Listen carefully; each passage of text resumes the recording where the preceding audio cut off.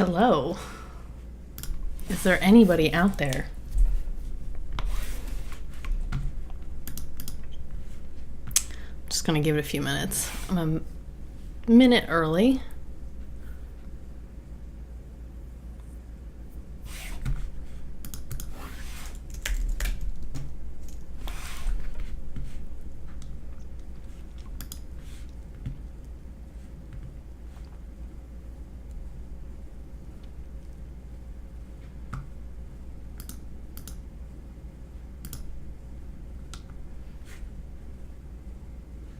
Uh-oh. I think I see 3.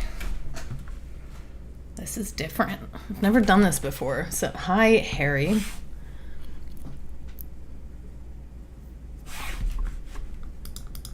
Bear with me here. This is all new. I've never done live before.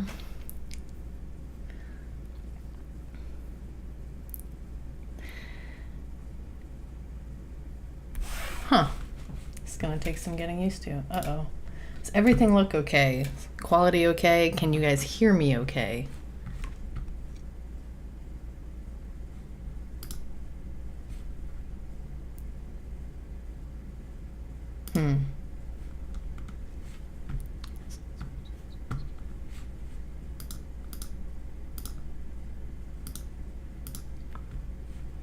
All right. It's 8:30. Oh, there's 4. Oh no, there's 6. Guys. I was kind of hoping only like one person would show up. But that's okay. Keep coming. All right, I'm just going to get started because it's 8:30. Hi. I guess I should introduce myself. My name is Alexa. You probably recognize my voice. I am the one that narrates all of the Berks nostalgia videos. And not only do I narrate them, I edit them and film them and all the hats I wear. So, yeah, let's talk about the silo. And as we're going along, feel free to just ask questions in the live chat, and I will do my best to acknowledge them. So, the silo, popular nightclub off Burnville Road, right next to the River Edge restaurant. It seems to be a favorite of everybody because every time it gets posted, very, very big results. Everybody loves talking about and remembering the silo. So I actually drove past here. This picture's from the 10th, I think. It was just a couple weeks ago. And I noticed that they were kind of cleaning it out. Like, you got some decor here that these old like captain's chairs, and apparently there's wagon wheels lights in there, which I don't remember. It's been a hot minute since I was in the silo, but I don't remember the wagon wheel lights. But then contrasted by these like awesome 80s sleek design chairs, which I think were at the bar. I don't know. Were they upstairs? I was never upstairs. So I looked, and it turns out that the silo and what was the River Edge, I don't know, it's like an Econo Lodge now, was sold in April for a cool 1.3 million it was. So it just sold. I don't know what they're doing with it. Looks like they're cleaning it out. But I guess I figured I would just do this backwards chronologically. So let's just start from the present and work our way back. So let me move over here. The silo shut down, if you can believe it. It's been a decade already. How do I get...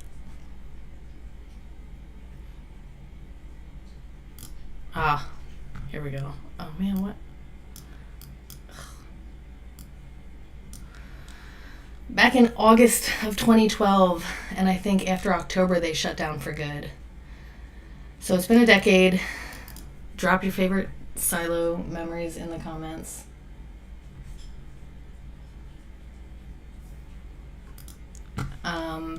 But when I was spooking around over there on the 10th, I found that, oh, now it's too big. This takes some getting used to.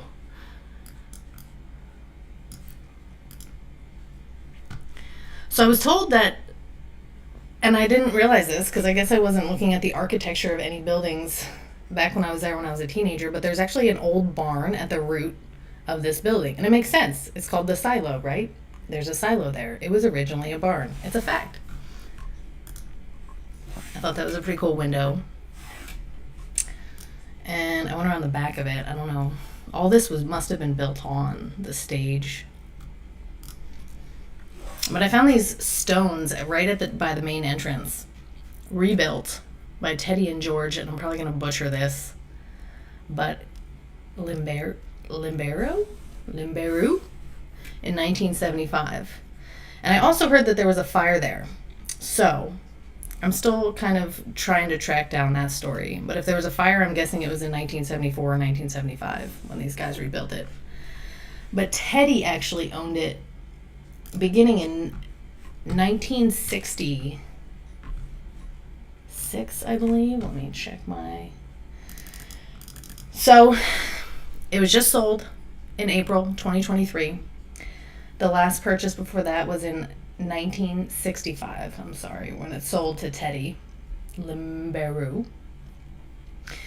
And the deed described it as a mansion house known as River Edge Incorporated, with a 2-story garage, an apartment building, a stone barn, 1-story stone building, and a swimming pool. So obviously there was much more to the River Edge complex than is currently there. There's no swimming pool as far as I've ever known.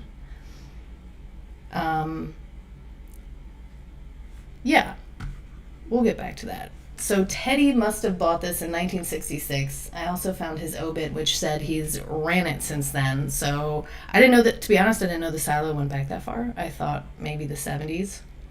If you know anything about that, feel free to drop it, because I have no idea what... I even tried to look for ads in the Reading Eagle, and I couldn't find anything about any shows there prior to like the 80s. So I don't know. I'm going to keep looking into some of this stuff, and eventually this is going to become an article. But this is kind of like my preliminary. I figured I've been trying to find ways to branch out from my typical, videos and produce more content and mostly interact with you guys more. Oh my gosh, there's 12 of you now. All right. Interact with 11. Hopefully everything's working okay. I can't tell. It says my stream's current bit rate is lower than recommended. Anyway, we're just having fun here, looking at pictures. Okay, and then I found this other stone, which was right next to the 1975 stone that says August and Kath, which means Catherine Filbert, in 1875, and I figure that's 1875, that's when this structure was first built. So basically the first thing I do is I go find some aerials to see if I can pinpoint the structure. This one is from...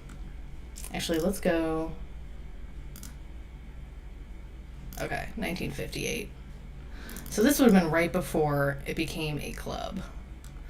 These are Penn Pilot aerials. They are available to view online for free. You can just go Google Penn Pilot. It'll take you there. So, yeah, you can see it's developed. What's going on? EJC 116. Yeah, you can't really see much because there's trees. That's not a good one. Well, you can see the airport. That's a pretty cool aerial of the airport. Anything better? 1947. The development is just starting to be built. These aren't that great. But it was there. So it actually was all a part of what was called River Edge Farm. So previous to Limberu, purchasing it in 1966, 65 or 66. It went back to a family called the Cullums, who purchased it in 1920 and lived there until 1949, which is a good 30 years. And the Cullums, let me grab this.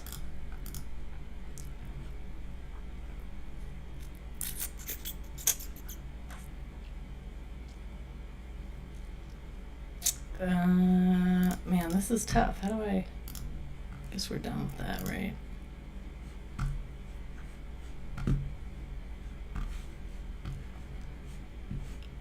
J. Barlow Cullum. River Edge Farms.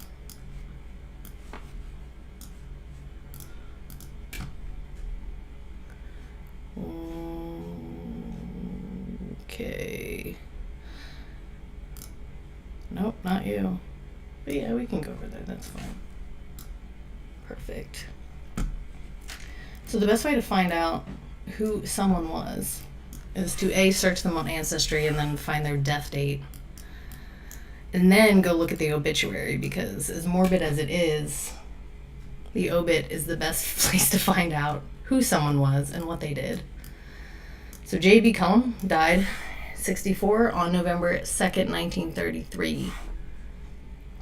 Following an illness of several weeks, he died at his home, River Edge Farm. So there we go. We have a death tally of 1 in the actual River Edge building. He wasn't from here. Meadville, PA. Was born the great-nephew of General George Washington Cullum, Chief of Engineers in the Civil War. Graduated from Lehigh. Buys Berks Farm. So Mr. Cullum purchased a home in Pittsburgh, and at the same time bought the farm near Berkshire Country Club. Here he became interested in breeding a specific type of cattle, and in a short time built up a nationwide reputation. In recent years, Reading was his permanent home. Ardent sportsman, member of many clubs. So he was a businessman, essentially. And if you look at...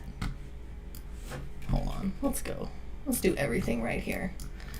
So I'm looking at Street View. Here's the silo. You all are, I'm assuming, familiar with the River Edge. Yes, the River Edge was a fancy place for old people. I mean, I don't know. I think they had like dinner, and it was a restaurant. It was definitely a classy establishment, for sure. Hey, Keystone History Quarters, what's up? You can tell that like stuff has been added on.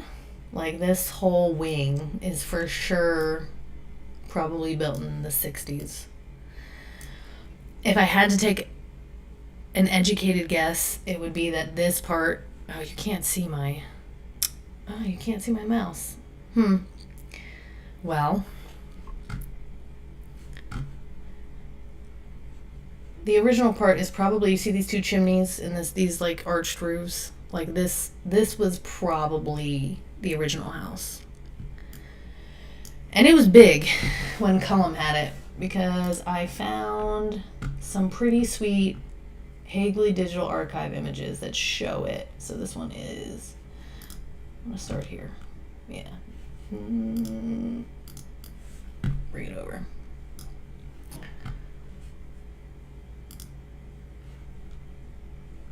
So this is the country club, and that was what these photos were actually of, but this just happened to be in the background. Oh, check it. So this was 1924. A wedding reception, yes. The River Edge was home to many wedding receptions, including my parents, actually, now that I think about it. Lots of good nights at the River Edge. It's kind of sad to see it, because there's like a little, like I said, Econo Lodge in there, but I don't think it's ever to capacity. All right, 1924, 100 years ago, this is what this structure looked like. And it was already quite big. So Cullen bought it in 1920. This is 1924. So basically their new residence. And it already has this, wow. But, and you can see right to the right of the river edge is this barn. And this barn has two little kind of, I don't know, things on it. But look at all these other structures. Like there's another house looking thing across from the barn. There's another barn behind the barn. Apparently there was a swimming pool in there somewhere. But let me just throw back here to get out of street view. Throw some satellite up. Whoa, where did I go? Here we are.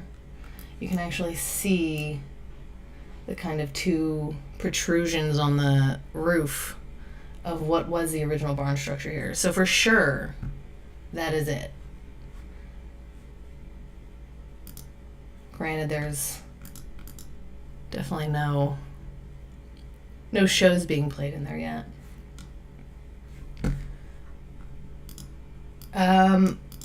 The silo is not open. It was closed a decade ago. It was deemed a nuisance bar, and they actually had it shut down because people kept getting shot and stabbed outside. So that was unfortunate. It's been a decade since there's been any music at the silo, and I'm sure that kind of, I don't know. I wonder what kind of effect that had on the actual River Edge establishment.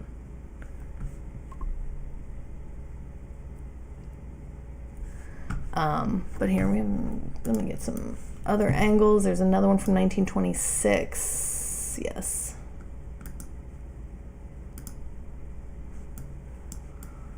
This one's kind of cool. Where are we at? A little bit different of an angle. Yeah, this one's not as good. It's the other one I'm thinking of. Or maybe I started with the best one. I don't know.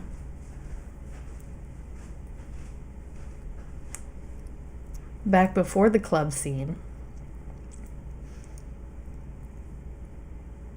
What was before the club scene? What Keystone History Hoarders? What year are we talking?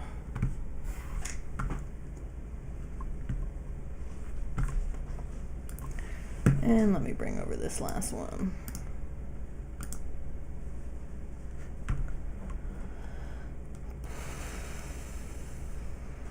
Now let me get my bearings. Where am I?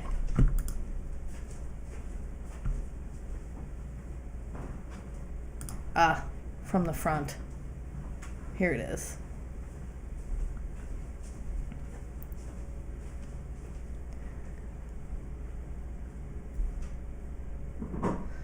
Oh, totally. Yeah, they were. I don't know. My experience only, I think the first time I went to the silo was 2005.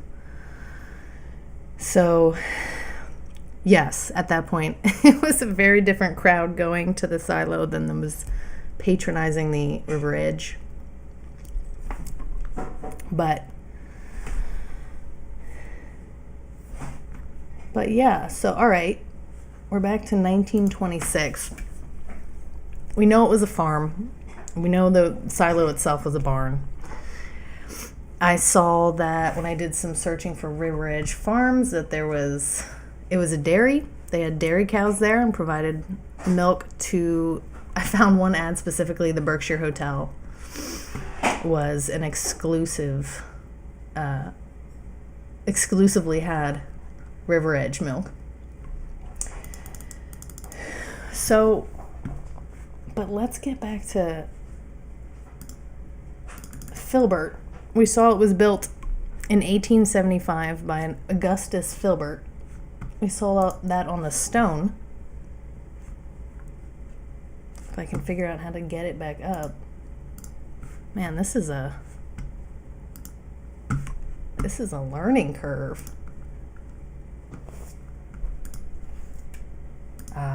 There you are. Oh my God.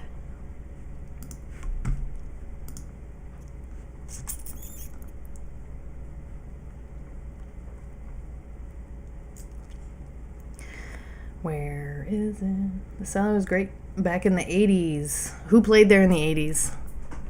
Name a band.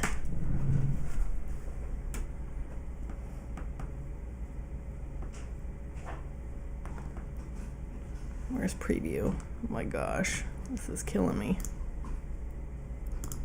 Nope. Nope. Man, I need like a...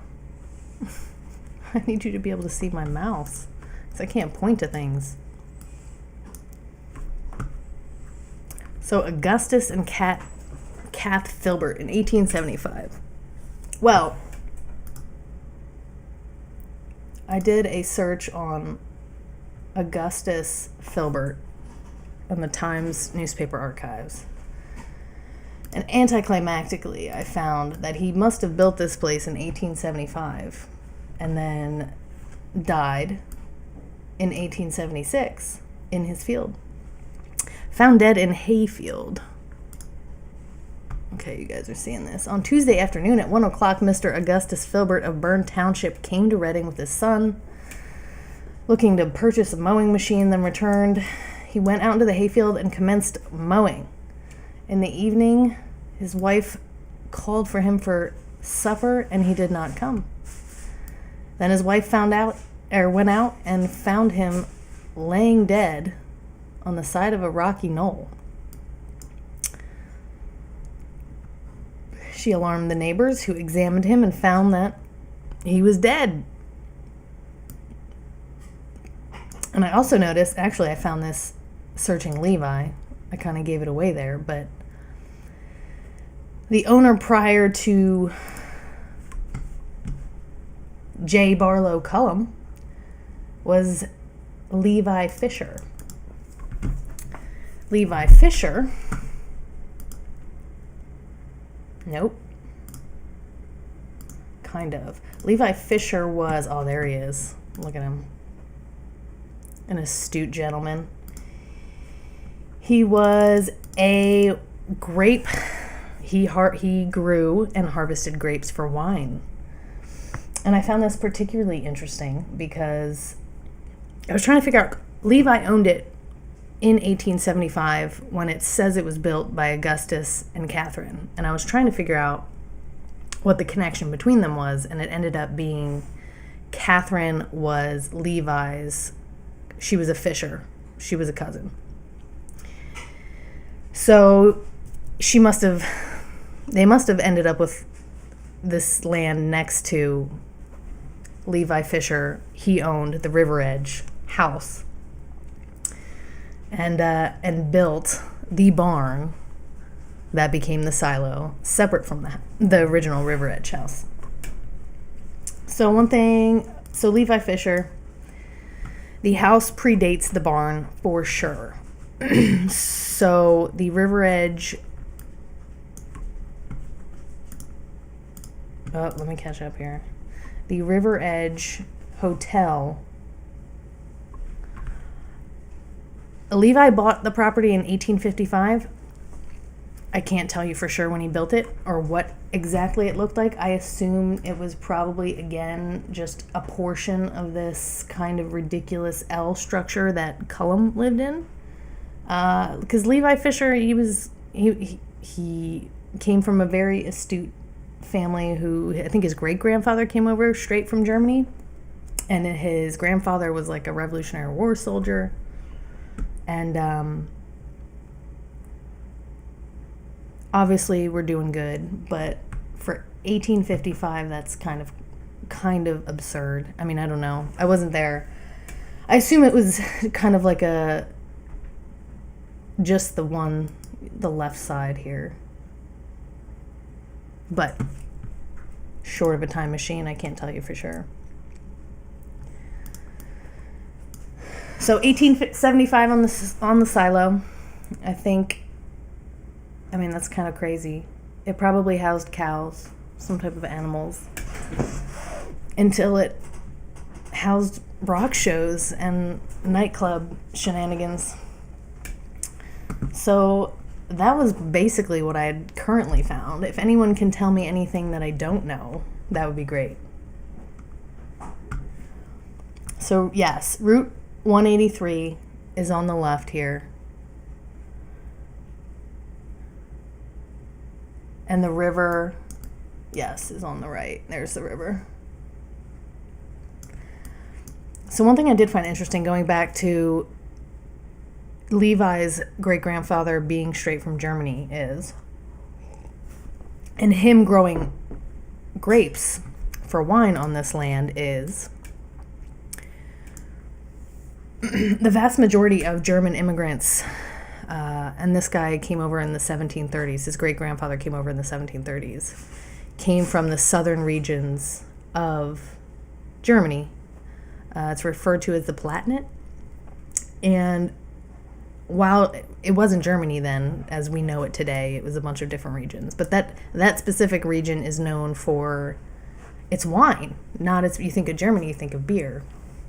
It's actually known for its wine. So they basically brought that trade over, and he would have been like the fourth generation. I don't know. It said in his, I found some article where it said his father started the wine cultivating. So I also found, which I thought was kind of cool, not this, not that, where are we at? There it is. There was a newspaper in the mid-1800s in Berks County called the Liberal Beobachter. And you have to remember then, most of the county spoke German. German was a language of choice. Not of choice, it was their origins. And I found this article, which I had to translate. And basically it says, it was talking about Levi. It says the winemaking. That is the title of the article.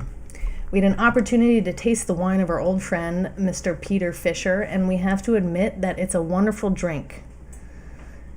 It sounds German. It cheers you up and makes you forget the worries of the time for a while. Mr. Fisher does not cultivate wine as extensively as some of his neighbors, but he assured us that he has received almost 40 barrels of wine last year, and 40 barrels of wine last year, and after his tears with a good harvest, 40 barrels this year. So it also went on to kind of like compare the wine growing in Germany to the land between, this land is between the Tulpehocken and the Schuylkill rivers, and I guess it's relatively flat, and it's kind of like their land over there that they grow grapes for wine in. So I thought it was kind of interesting to make those parallels. Let me see. What else do you want to know? I wonder if there's one. Oh man, that would be crazy. You got a metal, yeah, you're the metal detector guys. You guys go find some stuff. I don't know. That whole area, like, was developed in the 40s and 50s, late 40s into the 50s. So they probably dug up a lot of that, if there was anything kind of, but you never know, maybe closer to the river. Because it's my understanding that he owned a lot of it. Let me go back. Where's my pictures here? So, no. So let's just zoom out. That's not the best one. I think this is the best one. Just because you can see, like, look. As far as you can see is just farmland. And I assume that they could use the river to irrigate. I'm not 100% sure. Yeah, like, okay, so here was their land. There's the house. There's the barn.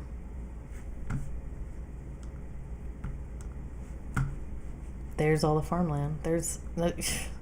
So this would have been after Levi, but I can't tell what they're growing. It's too grainy. But my God.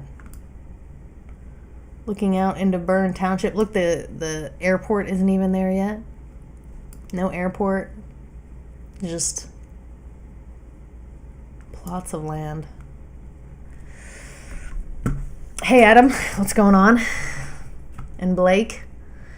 1984, 1985 was the last time you were there. It's been a while. It's been a minute.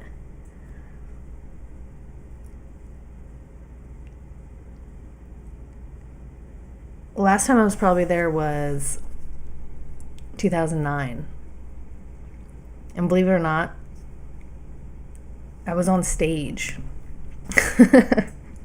I played in some bands back in my day. If you can't tell from my decor. There was a canal. Yes. A Schuylkill River Canal. And there's still vestiges of canals places. Like the Union Canal over in, I mean, that's on the Toppahawk end, but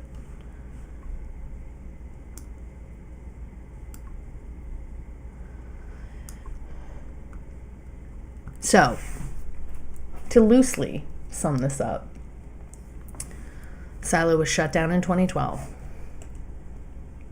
It became a club in apparently the mid-60s, may have suffered a fire in the mid-70s, though I'm still looking for proof of that. And then before that, River Edge Inc. Hold up, I wonder when it became a restaurant. Like a hotel restaurant. I guess whoever bought it after Cullum probably... The Cullums dipped right when the neighborhood around it started being developed.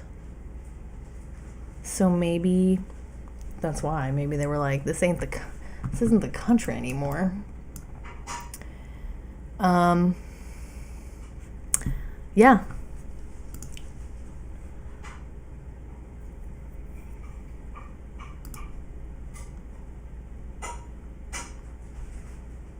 It's good. I'm back to good. Okay. What else do I got here? That was pretty much it. So, before the club, it was a farm. The River Edge was a restaurant. The River Edge was a restaurant before the Silo was a club.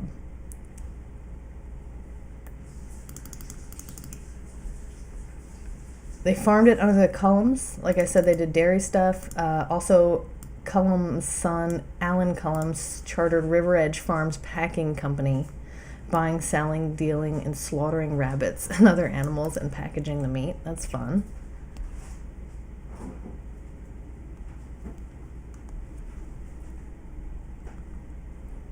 And then before that, wine growing operation, which frankly, maybe we should bring that back.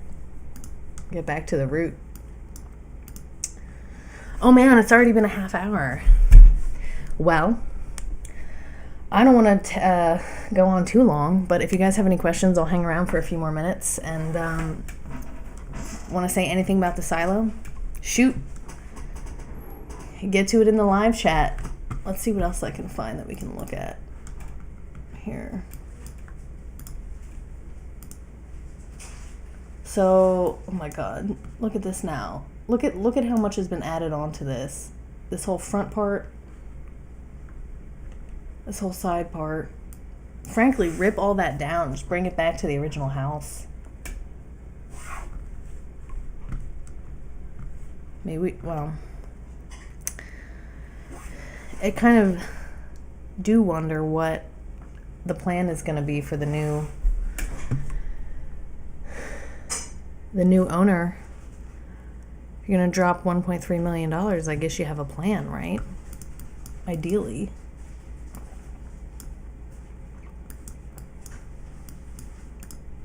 This is the best street view I can get.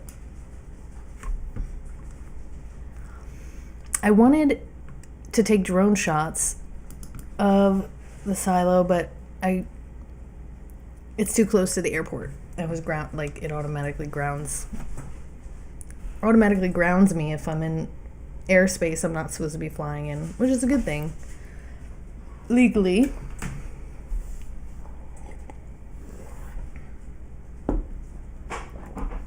Hey, thanks, EJC. This is a little clunky. I gotta get used to it, but I would like to interact with you guys more frequently. Yeah, I hope they don't knock it down. That would be really sad. I didn't even think of that.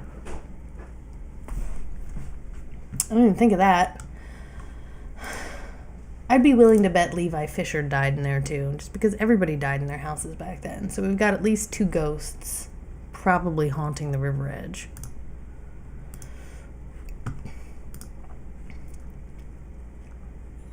Though I don't know that I've ever heard any ghost stories around the river edge.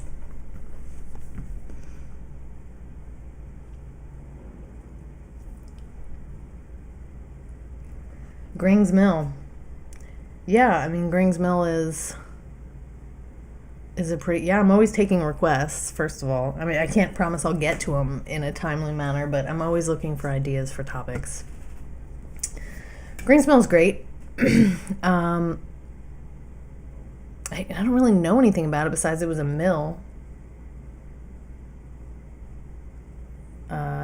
Probably a guy named Gring owned it. It's my professional opinion. Oh, all right. Sweet dreams, Keystone History hoarders. Get out there and go find something. If you do, let me know, because I am curious. If you could find like an old milk bottle, that would be nuts.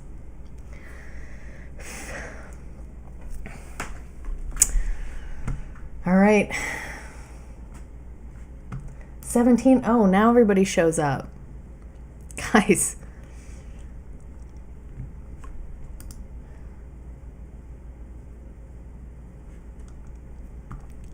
So we're talking about the silo. Again, it just sold in April. They're cleaning it out at the very least. They had a bunch of furniture just sitting outside. So if you want some like pieces, no, I probably shouldn't tell people to go take stuff, but it looked like trash. If you see it at the curb, go grab those awesome 80s chairs for me. Or the wagon wheel lights. That's some straight up ranch house vibes. And I'm all about that. Ranch house. Everybody loves the silo and the ranch house.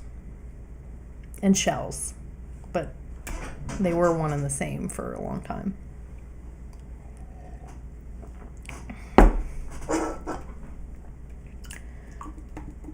So the silo's origins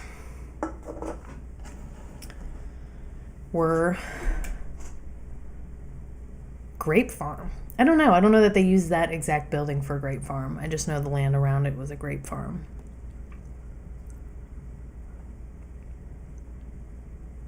More wine. All right.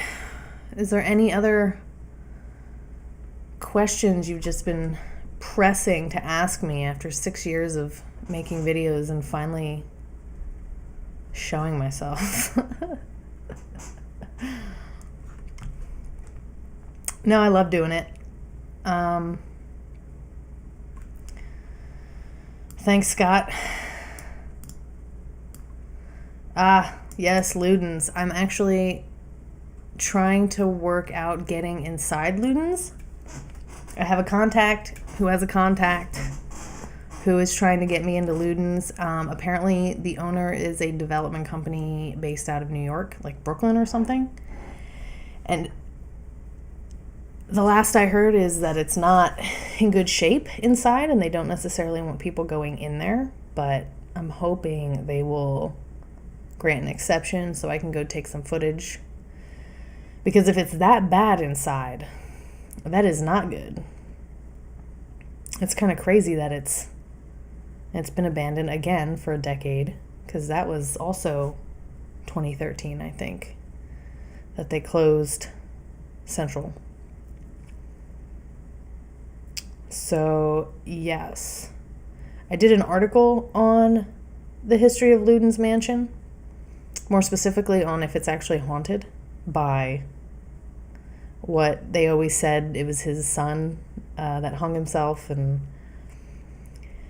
that kind of was bogus. But I mean, I guess it could be haunted. Who am I to say it's not? It could be someone else could have died there, I guess. But I would love to get inside and just document, because the interior, from what I've seen in pictures, is absolutely beautiful.